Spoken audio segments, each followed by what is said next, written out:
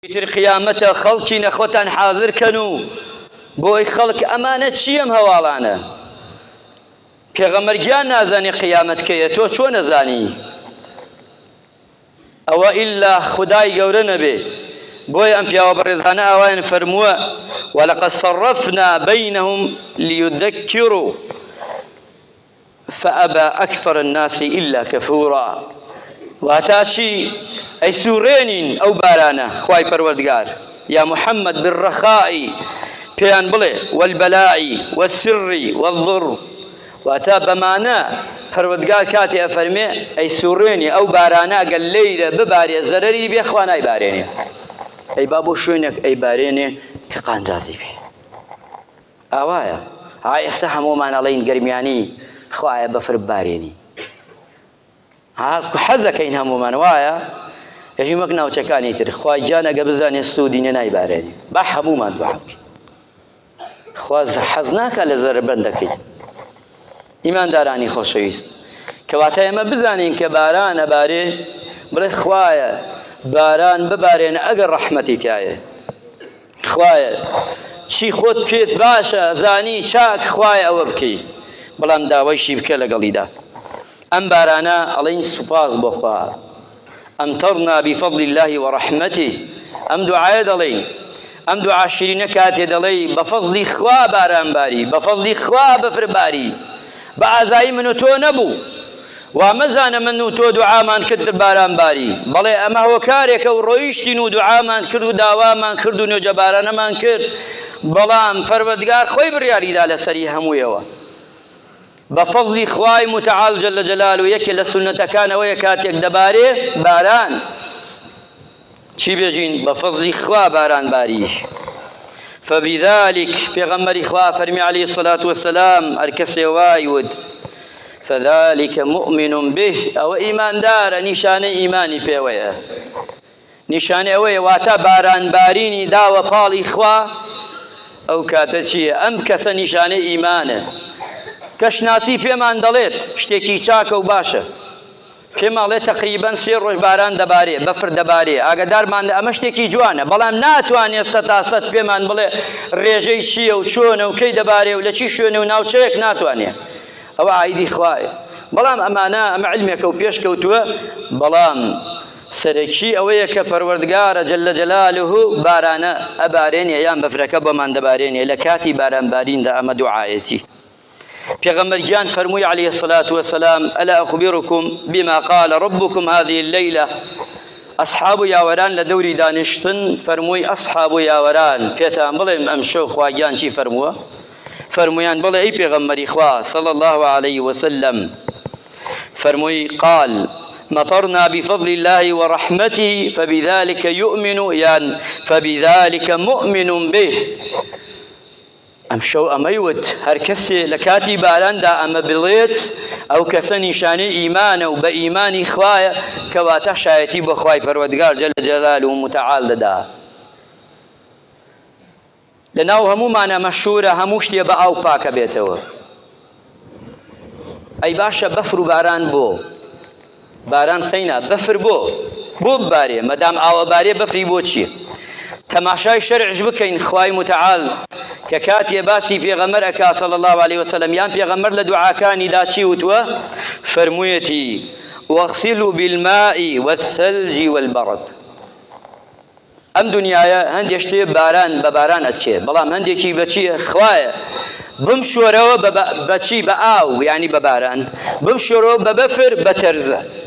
گوناحەکانم ڕاماڵە هەمووی لابەرە هەمووی پاکی کەرەوە چەنێ باران بارێوە کە ئەو بەفرە نییە کە دنیا هەمووی پاکەکاتەوە بڕۆ بخوێنەوە ئیسفادەی بەفربارین چەنێ زۆرە یان بخوێنەوە لە پاڵشیدا بارانبارین بەفرەکە بزان چەنێ نەخۆشی ئەباوە چەنێ ئیسفادەی زیاترە لە بارانەک بەڵام لە هەمان کاتشالەوەیە زەرەری هەبێ بەڵام زەرەرەکە ئینشاءالله هەر خێرە وەرە بێتە مای خێر و تەماشاشکەین ئیمانداران لە هاویندا ئێمە زۆر جار ئەیخەینە یادی ئێوە ئەڵێین جەهەنم لەمە گەرمترە بزانە زستان ئێستا چەنێ بەفرە چەنێ ساردە شێوێک دۆڵێک لە دۆزەخە هەیە لەمە ساردترە حەدیثێکی مبارەکی پێغەمبەری خوامان هەیە عەلەیهی سەڵات وەسەلام ئەفەرمێ جەهەنم خۆی ئەخواردەوە شکایەتی کرد لە حضوری ئەڵڵا گیان وتی خودایە ئەگەر مەجالم نەدەی نەفەسێ بدەم ئەوە ناتوانم تەحەموڵ و بەرگ ناگرم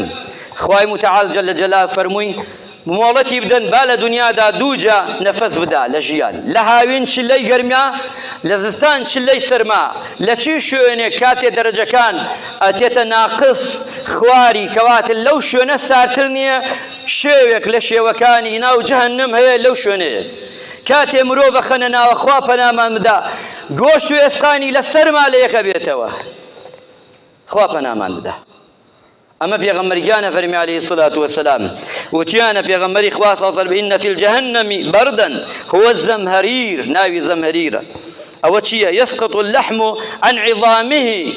واتە چی گۆشتەکەی لێ ئەبێتەوە لە ئێسقانەکەی لە سەرما خوا پەنامان بدا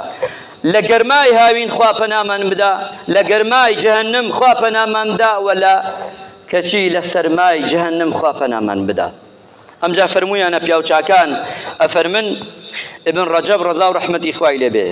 فإن شدة البرد الدنيا سرماي دنيا زور ساردة كيشية أفرمي بابي خاتيادة سرماي دوزخ خوابنا من ده بوي گناح نكي بقريتو ولا إخوا پشيمان بيتو خواهي قال أما سرماي دنيا أبي سرماي جهنم چون بي يعني أما قرماي دنيا أبي قرماي جهنم چون بي أم جا فرموي أنا كعب أفرمي رضا ورحمة إخوائي بإن في الجهنم برد والزمهرير يسقط اللحم تياوة كإسقان لا قوشتك يبيتوا إيمان داراني خوشيست أقر بفر بباري تشي بلين وثمان باران بباري أمطرنا يا مطرنا بفضل الله ورحمته نشان إيمان أي بفر بباري حديثك مبارك في غمر نازدار صلى الله عليه وسلم فرمي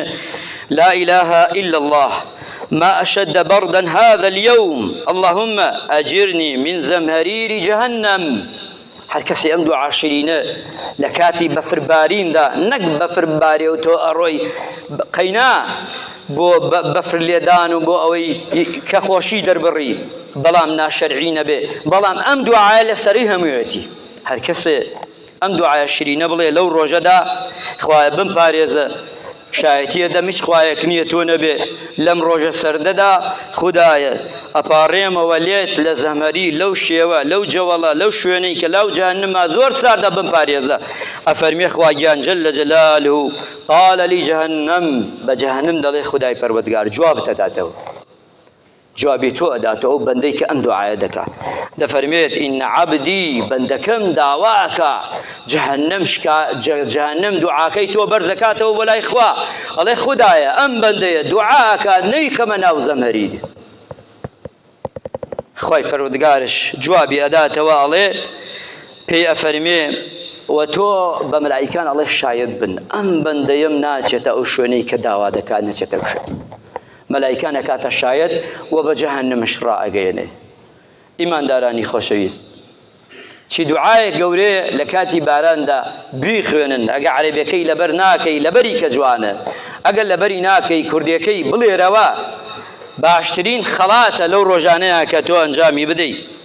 ئەگەش تەماشاکەین خاڵێکی ترمانەیە لە دوای سوپاسی خوا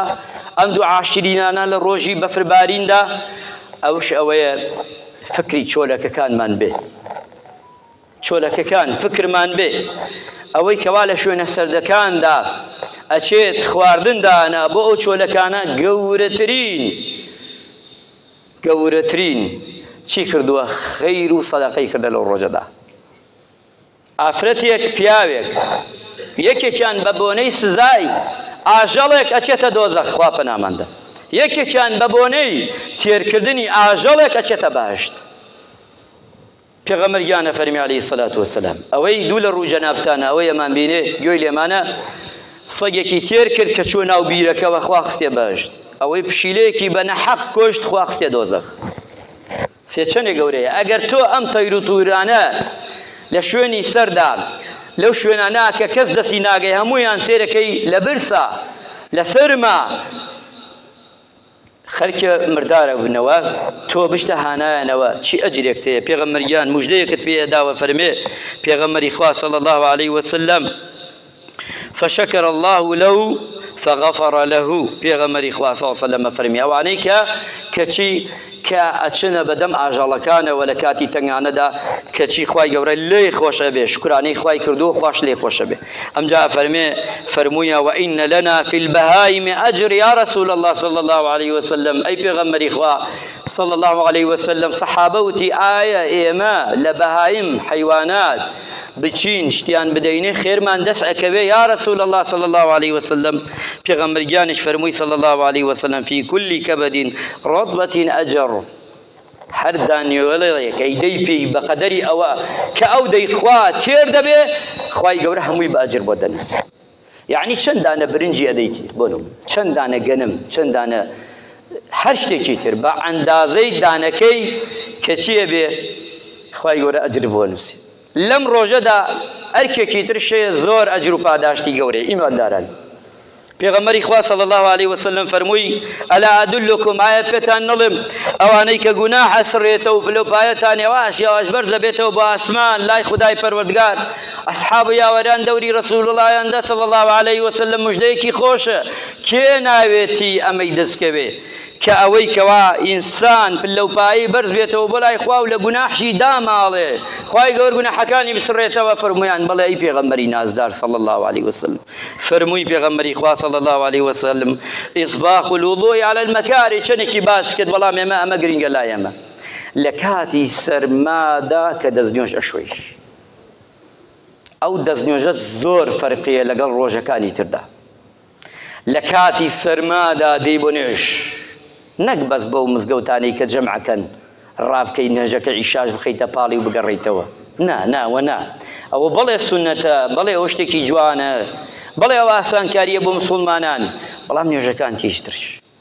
یعنی ڕۆژێک کە سارد بێ بۆ مزگەوت ئەجر و پاداشتی گەورەترە ڕۆژێک کە دەستنوێژ بگری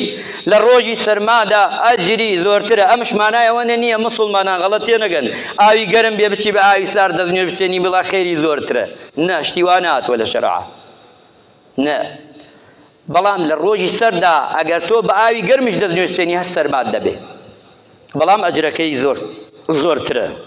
وكثرة الخطا إلى المسجد وتراوى هنگاونان وتراوى انتظار الصلاة بعد الصلاة شاورين يشكردن لدواي نيوش شاورين يوجكان بكي خواهي الرحمن ليبكا عاقبة خير من بكا لشمان صاغ بكا أم بفر بكا تماي خير بولات من بو خاك من بو شارو ديو همولايك من خواهي قولا بارين وليوتي يا ربي سباس استعيشي تو دكين إمناتوانين حقي نعمتكاني تو بدين بخوا خدايا لە یەکەم دقەی لە دنیاوە هەتا ئەمرین سپاسی تۆ بکەین ناتوانین خوایە سپاسی تۆ دەکەیت لەسەر ئەو بارانە پڕبەرەکەتە ناردت ئەو بەفرە پڕبەرەکەتە ناردت خودایە چۆن ناردت بۆ ئەم زەویە سپی کردەوە خودایە لێتە پاڕێن دڵەکانمان ئاوا سپی بکەیتەوە یا ڕەبی بیماڵی ماڵەکانمان سپی بکەیتەوە لە تاوان و گوناح وڵاتمان سپی بکەیتەوە لە تاوان و گوناح یا ڕەبی خوای هیدایەت هەموولایەکمان بدەی ڕەحم بە پیاوەتەمەنەکانمان بکەی عاقیبەت خێریان بکەی لەشیان ساغ بکەی ئەوەی نەخۆشە داوای دوعای خێری کردە یا ئەڵڵا خوایە شفای عاجلی بۆ بنێری یا ڕەبی ئەو کەسانەی خوایە قەرزارن ئەوانەی کەوا هەر گرفتێکیان خوای یارمەتیان بدەی هەر کوڕێک هەر کچێک وتەمایە هاوسەرگیری بکە خوایە بۆی ئاسان بکەی یا ئەڵڵا خودایە یا ڕەبی خوای لە تەپاڕین وڵاتمان پارێزی لە گرانی لە نەخۆشی لە ناخۆشی لە مهنەتی لە محنەت ئەوەی چاکی گەرگەرەکە بۆ ئەم خەڵکە خوایە دەست بە باڵایەوە بێ خوایە ئەوەی چاکەیە و حەزی لە چاکە خوایە تووشی خەیر و بەرەکەتی بکەی یا ڕەبی ئەو کەسەی کەوا خراپەیە بۆ ئەم خەڵکە ڕەشوڕوتەوە ئەم موسڵمانە و ئەم خەڵکە و ئەم خاکە خوای هیدایەتی دێ ئەگەر هیدایەت وەردەگرێ خدایە ئەگەر هیدایەت وەرناگرێ لە کۆڵی هەموو لایەکی بکەیتەوە ئامین ئامین والحەمدولله رب العالمین